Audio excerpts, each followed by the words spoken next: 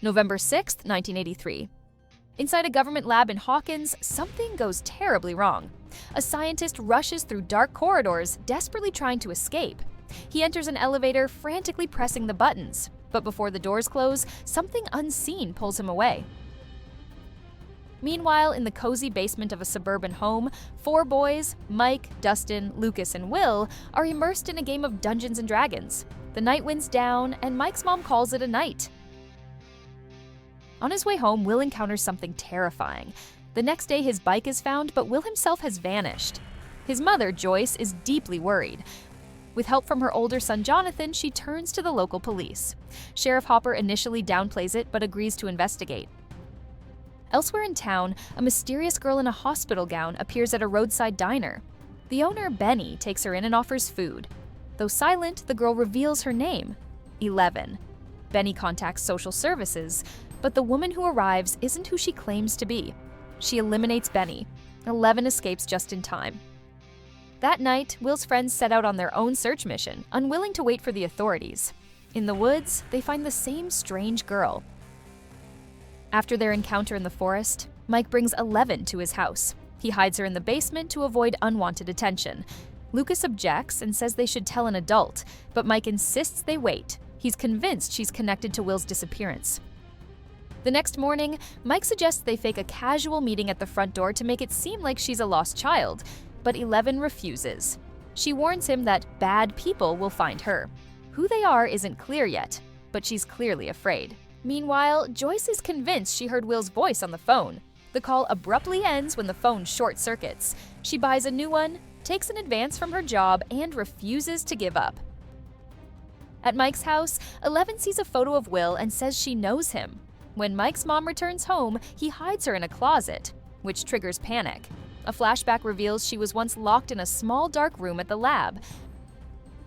Lucas and Dustin are skeptical and question if they can trust her.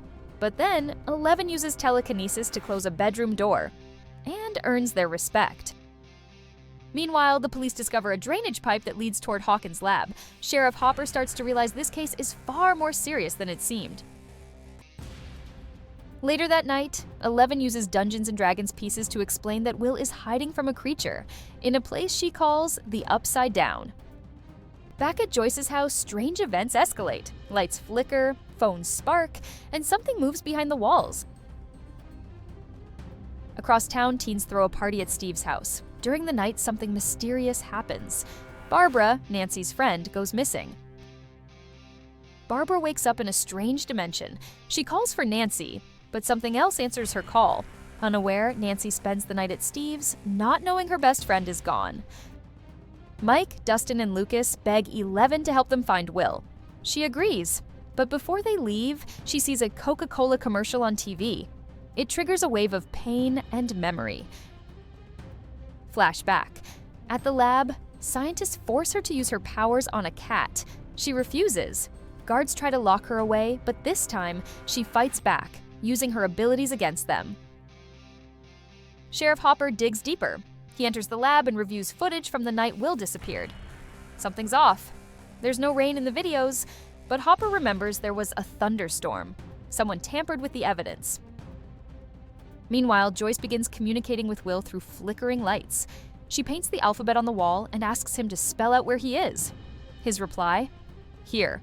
Then, run. A shadow breaks through the wall, and Joyce flees in fear. Nancy grows suspicious. Barbara still hasn't shown up. Hopper discovers a government experiment called MK Ultra and a scientist named Dr. Brenner tied to testing on children. 11 brings the boys to Will's house, insisting he's there.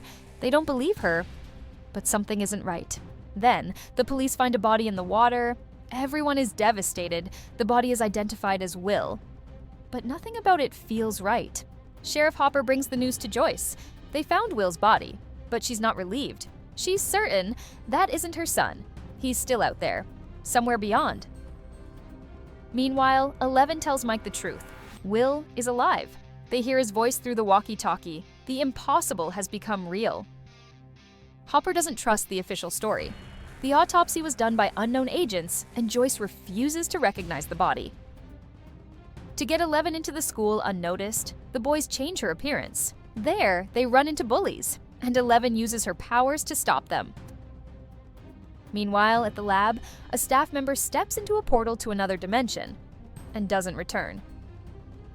Jonathan picks out a coffin for his brother. Nancy shows up, and they realize they share something: belief in the creature no one else wants to see. Hopper doesn't trust the autopsy report.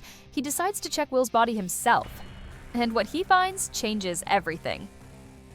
11 creates a connection, and the boys hear Will's voice through the radio. At the same time, Joyce uses Christmas lights to talk to her son. He responds, he's close, and he's in trouble.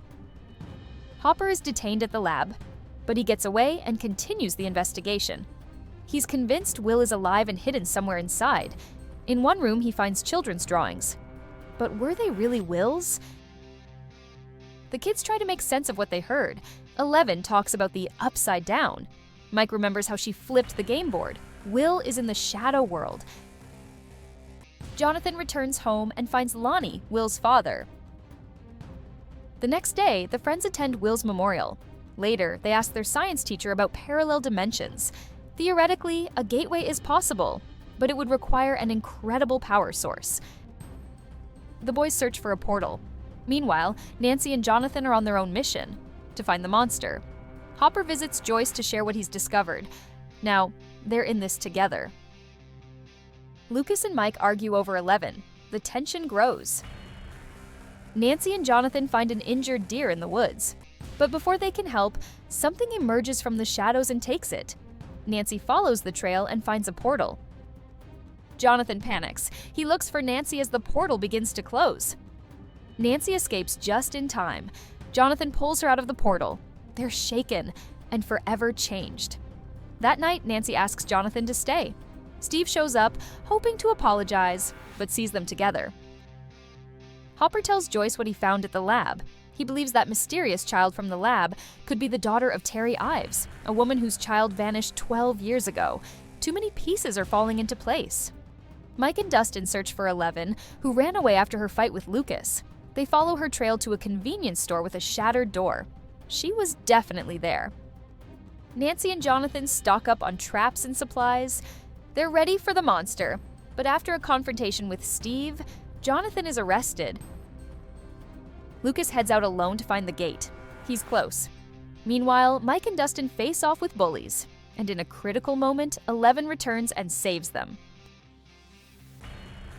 Lucas radios the others. They're in danger. Mike, Dustin, and 11 run as the lab's agents close in. Lucas reconciles with them and accepts that 11 is part of their team. Hopper finds Nancy and Jonathan at the police station. They tell him everything. Meanwhile, one of the bullies arrives at the station, filing a report against 11. Steve argues with his friends. He realizes Nancy means more than his image. He's changing. Hopper, Joyce, Jonathan, and Nancy join forces and track down the kids. The boys explain what they've learned about the Upside Down. 11 manages to connect with Will. It pushes her to the limit, but she does it. They learn the truth. Barbara is gone, but Will is still alive. Hopper and Joyce head to the lab. Time is running out. Dr. Brenner speaks with Joyce, demanding to know what she knows about the creature. Meanwhile, Hopper is interrogated. Nancy and Jonathan set up a trap at the buyer's home. Suddenly, Steve arrives. He wants to apologize. But their conversation is cut short when the lights flicker. The creature is near. In the Upside Down, Joyce and Hopper search for Will. Along the way, Hopper flashes back to losing his daughter. Everything inside him is screaming. He can't lose another child. The monster strikes. Steve tries to flee but decides to stay and helps trap it. Mike, Lucas, Dustin, and 11 are cornered by agents. She uses her powers to protect them. They escape, but the creature returns. With her last strength, 11 saves the boys and disappears. Hopper and Joyce find Will. He's barely alive, but they bring him back. A month later, life starts to return to normal, but not everything is as it seems. Will coughs something up into the sink, and for a second, he's back in the Upside Down.